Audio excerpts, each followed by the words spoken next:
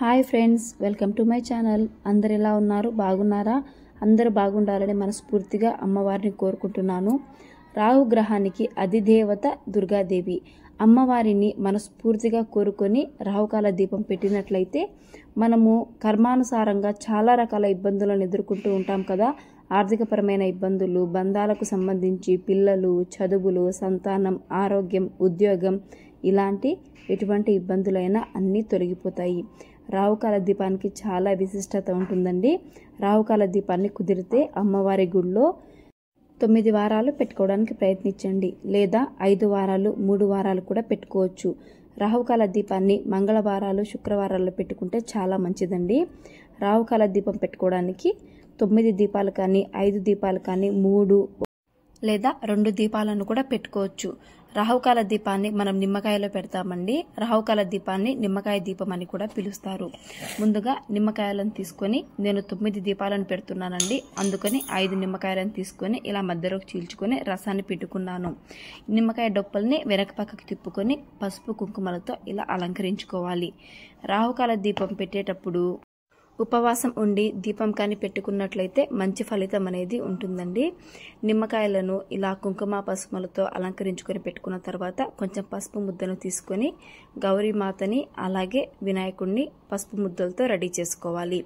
రాహుకాల దీపం అనేది ఎట్టి పరిస్థితుల్లో కూడా ఇంట్లో అనేది పెట్టకూడదండి, గుళ్ళో మాత్రమే పెట్టాలి.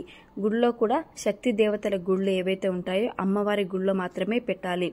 నవదుర్గల గుళ్ళో కానీ, అమ్మవారి గుళ్ళో కానీ పెట్టవచ్చండి. మీరు గుళ్ళో పెట్టేటప్పుడు ఒకసారి కనుక్కొని, ఆ గుళ్ళో నియమం ఉన్నట్లయితే కనుక్కొని మాత్రమే పెట్టండి. కొన్ని అమ్మవారి గుళ్ళలో పెట్టనివ్వరండి. నీట్గా కనుక్కున్న తర్వాతనే దీపాన్ని పెట్టండి. మనము ఎక్కడైతే దీపం పెట్టాలనుకుంటున్నామో ఆ ప్లేస్ని నీట్గా శుభ్రపరచుకొని పసుపుతో అలంకరించుకోవాలి. పసుపుతో అలంకరించుకున్న తర్వాత అమ్మవారికి ఎంతో ఇష్టమైన అష్టదళ పద్మ ముగ్గు అనేది వేసుకోవాలి. అమ్మవారికి ముగ్గు వేసేటప్పుడు బియ్యం పిండినే వాడండి. ఈ బియ్యం పిండిని చీమలు, ఏవైనా చిన్న చిన్న జీవులు తిన్నట్లయితే మనకి చాలా పుణ్యఫలం అనేది లభిస్తుంది. అష్టదళ పద్మ ముగ్గు వేసుకున్న తర్వాత పసుపు కుంకుమలతో అలంకరించుకొని దీనిపైన ఒక ప్లేట్ని అరేంజ్ చేసుకోవాలి. మనము ఇలా ఇస్తరాకులో దీపాలను పెట్టకుండా నేలపైన పెట్టినట్లయితే క్లీన్ చేసేటప్పుడు సిబ్బంది దేవాలయాల్లో చాలా ఇబ్బంది పడతారండి. కుదిరితే ఇస్తరాకులు పెట్టడానికే ట్రై చేయండి, వాళ్ళకు కూడా ఈజీగా క్లీన్ చేసుకోవడానికి కుదురుతుంది. ఇలా ఇస్తరాకుని పసుపుతో బాగా అలంకరించుకున్న తర్వాత అష్టదళ పద్మ ముగ్గు వేసుకుని పసుపు కుంకుమలతో అలంకరించుకోవాలి. అమ్మవారికి దీపం పెట్టేటప్పుడు 8 రేకులుగా ముగ్గును వేసుకుంటే ప్రతి రేకులో ఒక్కొక్క దీపాన్ని అనేది మనం పెట్టుకోవచ్చండి. దీపాలను ఇలా ముగ్గులో అలంకరించుకొని ఒక తమలపాకును పెట్టుకొని గౌరీమాతని అలాగే వినాయకుడిని పూజలో పెట్టుకోవాలి. అమ్మవారికి నుదుటన బొట్టు అనేది పెట్టాలండి, అలాగే వినాయకుడికి తల మీద బొట్టు అనేది పెట్టాలి. ఇలా పసుపు వినాయకుడిని పూజలో పెట్టుకున్న తర్వాత నిమ్మకాయ డొప్పల్లోకి నెయ్యిని కానీ, నువ్వుల నూనెను కానీ వేసుకొని దీపాలను వెలిగించాలి. ఈ దీపాలని నెయ్యితో వెలిగిస్తే చాలా శ్రేష్టమండి. దీపాలు మనకి బాగా వెలగడానికి కొంచెం కర్పూరాన్ని తీసుకొని ఇలా పిండిగా చేసుకొని ఒత్తులకి కొంచెంగా అలా తగిలించినట్లయితే దీపాలు అనేవి మనకు బాగా వెలుగుతాయండి.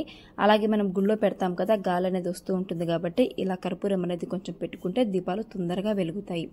ఈ దీపాలని రాహుకాల సమయంలో మాత్రమే పెట్టాలండి. అలా రాహుకాల సమయంలో మాత్రమే పెడితే మనకి మంచి ఫలితం అనేది లభిస్తుంది. అమ్మవారికి అలాగే వినాయకుడికి పసుపు కుంకుమ అక్షింతలతో పూజ అనేది చేసుకోవాలండి. స్వామివారికి పూజ అనేది చేసుకునేటప్పుడు శుక్లాంబరధరం విష్ణుం శశివర్ణం చతుర్భుజం అనుకుంటూ శ్లోకాన్ని చదువుకుంటూ పూజ అనేది చేసుకోవాలి. అమ్మవారికి పూజ చేసుకునేటప్పుడు మీకు ఏ శ్లోకాలు రానట్లయితే శ్రీమాత్రే నమః అనుకుంటూ అమ్మవారికి పూజ చేసుకోవాలి. పసుపు కుంకుమ అక్షింతలతో పూజించుకున్న తర్వాత ప్రతి దీపానికి అలాగే స్వామివారికి అమ్మవారికి పుష్పాలను సమర్పించాలి. రాహుకాల దీపంలో ఎరుపు రంగు పుష్పాలను సమర్పించినట్లయితే మంచి ఫలితం అనేది ఉంటుందండి. కుదిరితే గులాబీ పువ్వులని లేదా ఎరుపు రంగులో ఉండే ఏ పువ్వులైనా ఈ పూజలో వాడుకోండి.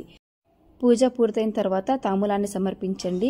అలాగే మీకు ఓపిక ఉన్నట్లయితే ఎన్ని వారాలైతే పూజ చేయాలనుకుంటున్నారో అన్ని వారాలలో ఏదైనా నైవేద్యాన్ని అమ్మవారికి ఈ పూజలో సమర్పించండి. ముఖ్యంగా పులిహోర అనేది ఈ పూజలో చాలా ప్రాధాన్యత వహిస్తుందండి. కుదిరితే పులిహోర చేసి పూజ అనేది చేసుకోవడానికి ప్రయత్నించండి. పూజ పూర్తయిన తర్వాత అమ్మవారికి దీపము, ధూపము, నైవేద్యము చూపించి కర్పూరం హారతిగా ఇవ్వండి. ఇంతటితో పూజ అనేది పూర్తవుతుందండి. రాహుకాల దీపం పెట్టుకున్న తర్వాత దుర్గాష్టకం చదువుకుంటే కష్టాలన్నీ తొలగిపోతాయి. దుర్గాష్టకం తెలియని వారు లలిత సహస్రనామమైన ఖడ్గమాలైన చదువుకోవాలి.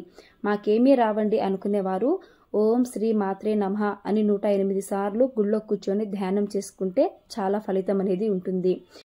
మీరు మొక్కుకున్న విధానం ప్రకారము 3, 5, 9 వారాలు ఇలా చివరి ఏ వారం అయితే వస్తుందో ఆ రోజు ఉద్యాపన రోజు అమ్మవారికి అభిషేకం చేపించి పూజ అనేది చేయించుకోండి. లేదా అమ్మవారికి నిమ్మకాయ మాలను సమర్పించవచ్చు, వడి బియ్యం కూడా ఇవ్వచ్చండి.